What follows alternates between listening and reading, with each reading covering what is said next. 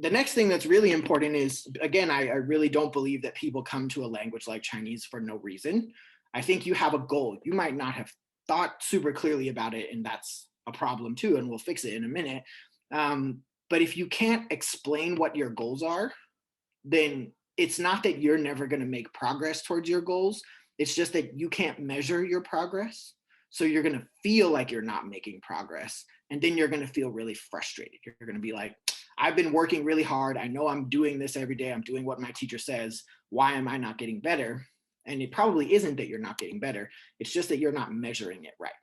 So it's important to ask yourself the question, where do you want to be with Chinese by the end of this class, by the end of college, by that moment when you can look at someone else and say, I did it. I made it to wherever it is that I'm trying to get. What does that actually look like?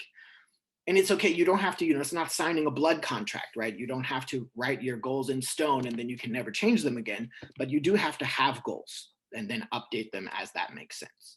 So I'm going to prove to you that you don't know your own goals and that all of your goals are not the same, huh? What I want you to do is reply in the chat to everyone, so make sure everyone else can see it, with two things: the number of the question that I'm going to show you here and your answer. Your answer is probably just going to be yes or no. Question number one, are you fluent in English, yes or no? It's not a trick question. Oh, there we go. Yes. Okay. I would argue that if you're in college in English, you're probably fluent in English. We'll talk about that in a second, though. Are you fluent in Chinese? Yes or no? No. Okay. No, not at all. Okay, interesting. Do you want to be fluent in Chinese one day? Yes, yes, yes, yes, yes, yes, yes. Okay, fine. Sure. What does that mean? You have 37 seconds. That's it. We don't have a million years. 37 seconds in the chat. Explain it to me as clearly as possible. What does fluent in Chinese mean to you? You only have 30 seconds, so you can't sit there and think for 5 years, huh? What does it mean? And once you're done, I want you to read what other people write.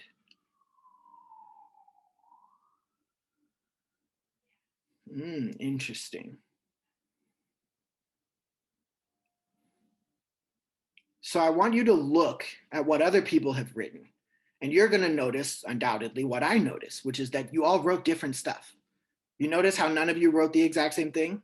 There's some similar ideas, but some people say get through every day.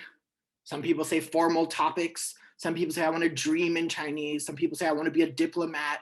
I want you to understand that those are different, right? I think we can all agree that those are different asks. But what those have in common is the word fluent is a very unclear idea. It means something different to every single one of you, which actually just says to me that it's not a very useful word. It's not a word we should use when we talk about what our goals are, because it doesn't mean anything, or it means something different to everyone. So when we think about goals, it's really important to remember that there are different ways to achieve a goal, right? But when we're using the technology of our age to go somewhere we've never been before, we need two pieces of information, right? We need to know, one, where we are, where we're starting from. And two, we need to know before we leave where we're going. Because if we don't know where we're going, we're just going to spend a million years out there lost in the world, right? So instead of using this word fluent, which you can't avoid other people using it, people will ask you once they hear that you're learning another language, are you fluent in Chinese yet? And you can be like me and just roll your eyes, because fluent is the only F word, okay? This is the worst one of all of the F words. Those other ones are okay, but this one, we're going to stop using this word. Because fluent is a technical term. The way that language teachers use it, it's a technical term. It's a linguistics term. And all that it means is speaking without inappropriate pauses or hesitations. It doesn't mean at what level of language ability you speak. It just means you don't, talk like this. That's what it means. That's disfluent speech. It has nothing to do with your level. So other people are going to use this word, but when you think about your language abilities, where you are and where you want to be, you shouldn't. You should use a different word, which I'll tell you in a second. Because the idea is you can't get very far if you can't see where you're going, or see where you want to end up, right? Which one of these roads would you feel more comfortable on? I know for me, it would be this one, because who knows what's standing down there in the fog. So when you think about your end game, it's important that you think about, do you want to be able to use Chinese to meet your basic needs, like have a conversation with someone while you're traveling, like at a restaurant or at a pharmacy?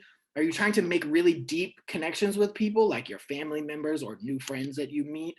Are you trying to use Chinese professionally in a government job versus in a business setting? Because while they're both professional, the skills required are completely different. Are you trying to use Chinese as comfortably as you use English? In other words, you want to be able to be yourself and not feel dumb every time you speak Chinese. My aunt, who's from Peru, I grew up speaking Spanish, and she used to say to me all the time as a kid, I wish people knew how smart I was in English as I am when I speak Spanish, right? That frustration of you can't quite, there's something blocking you from being you, right? And feeling comfortable. Or is it something else? Because the word we want to use is proficient or proficiency. And the way you should think about your goals in language learning is what I can do right now, or what I can't do right now that I want to be able to do is what? And the more specific you can be, the better. And while you're on your way to your goal, my last piece of advice here is that it's really important that you focus on the positive, that you focus on what you can do, not what you can't do, because progress is progress.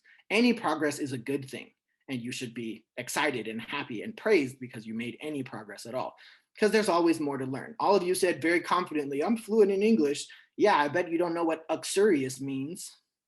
I bet you can't even spell it without spell check. You definitely don't know what it means, but that's English. I thought you were fluent in English. Oh, right. There's more to learn. There's always more to learn, right? No Chinese person would tell you seriously that they know all of Chinese either. And if they did, send them to me and I'll give them a quiz, and I promise you that they will leave there crying. So this idea of language proficiency, the reason that we show language proficiency or ability growth using this kind of an image instead of using something like a mountain, I tell my students, don't think about language learning like climbing a mountain. Why? Because when you climb a mountain, you eventually get to the peak. And what happens when you get there? It's only downhill from here. That sucks. Just like when you're going to hear people, you're in college now, you're going to hear people say, college was the best 4 years of my life. That's a scary thing to say to somebody. I'm like, really? That's it? This is it? This is the best I can ever be? I hope not. So we think of language proficiency in terms of you start at 0 and you grow, but you don't just grow up, you also grow out. In other words, the amount of information that you can talk about, that you can handle, it grows by level, but it also grows sort of by width and by depth. But what that means is that anything from 0, anything above 0 is good. That means, wow, look, you did something. You can do something and it's not 0. So any functional proficiency at all should be rewarded. And then it's important, as you're going to think one day about how you're going to use this language professionally or whatever, that you can explain, you can define your proficiency, both in terms of your current ability and in terms of what you want to get to in the future, in terms of these words sort of that everybody in our field uses. Because when people say, oh, are you fluent in Chinese? And you can turn around and say, well, right now I have an advanced mid proficiency. That means something, whereas fluent in Chinese doesn't mean anything, or means different things to different people. So that was like rapid fire. I only have 20 minutes to talk to you. So I'm giving you sort of a condensed version of something I normally spend a whole class with students on. What I want you to do for the next 25 seconds is see if you can remember, without looking at your notes if you just took notes, what are the 4 things that I just told you? What are those 4? What are the 4 pieces of advice? Take 22 seconds. You don't have to write them anywhere. Just, can you recall them in your head?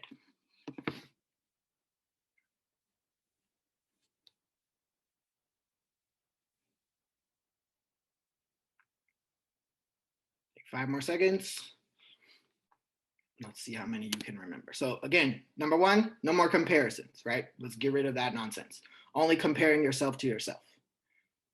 Instead of talking about years and semesters, it's important that you at least keep track more or less of how many hours you're dedicating to Chinese, a week, a month, or whatever, because if you see that your progress is slowing, you want to ask yourself, how hard have I been working at this, right? Because we all have lots of priorities. You're not in college to just learn Chinese, and we're not dumb. We don't pretend that you are, right? Remember, you can't achieve a goal you can't name. If you can't define the goal clearly, you're never going to get there, and you're going to quit because you feel frustrated. And then finally, it's really important to always think about what you can do, because there's always more to learn. Nobody's going to assume they're going to listen to you speak Chinese for 2.5 seconds and go, oh yeah, you have more to learn. So what? Duh, you're learning Chinese. You're not a native Chinese speaker, right? Who cares? So what I want you to think about, I'm going to give you an assignment here. It's obviously not for a grade, but something that I truly hope you spend a couple minutes doing. But before that, what I want you to think about is, which one of these do you need to work on the most right now? Which one of these do you struggle with the most? Do you have clear goals? Can you name them? Do you normally get mad at yourself like, oh, when am I going to be good at Chinese? Because that's not a great, useful attitude. Are you constantly comparing yourself to other people in your class and nervous when you're going to talk in front of a group? Because guess what? When you're nervous and you don't talk, you don't practice. And when you don't practice, you don't get better. And it's this negative cycle of you're never going to get better, right? So where do we go from here? The two things that I would love for you to do this weekend that I think will really set you up for success moving beyond this semester, which is basically over, is number one, I really want you to read this document, and I sent it to John Laos just so she can share it with you, and determine where you are right now. These are those proficiency levels. Of course, you don't have to read it on this piece of paper. And these are the different ways we define language skills. So we talk about interpersonal communication, which is the ability to talk to somebody else spontaneously. We talk about presentational speaking, which is speaking with preparation. We talk about presentational writing, which is writing with preparation, right? Because those things are different. It's different when you can prepare versus you have to do it off the top of your head. Then we talk about listening and reading. And those are pretty straightforward. So I want you to think about, where are you right now? You might realize that, oh, in this skill I'm here, in this one I'm over here, in this one I'm here, whatever. And then I want you to think about, where do you want to be? By the end of college, 4 years from now, where do you want to be in Chinese? Especially if you're thinking, I want to get out of college and use this in any kind of a professional capacity. You have to understand that if you're not at least in that advanced range somewhere, ain't nobody hiring you.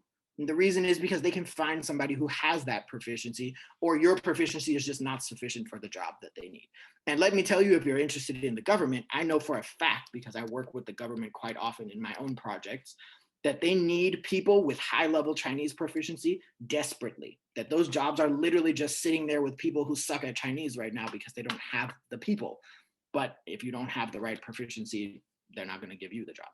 And then I want you to think, if you think your goal for college is not sort of the end of the road for you, think about where you want to be after college and what that means, right? Does that mean you're going to go live in a Chinese-speaking place? Does it mean you're going to keep learning beyond college, right? And that's the big picture. So that is sort of my pitch for the day. It's really important, again, to think about where you are before you're able to determine where you want to be and how long you have to spend to get there. And if you have any questions, please do feel free. I'll stick around for a couple of minutes. We can talk, but also do feel free to reach out. My emails are always open.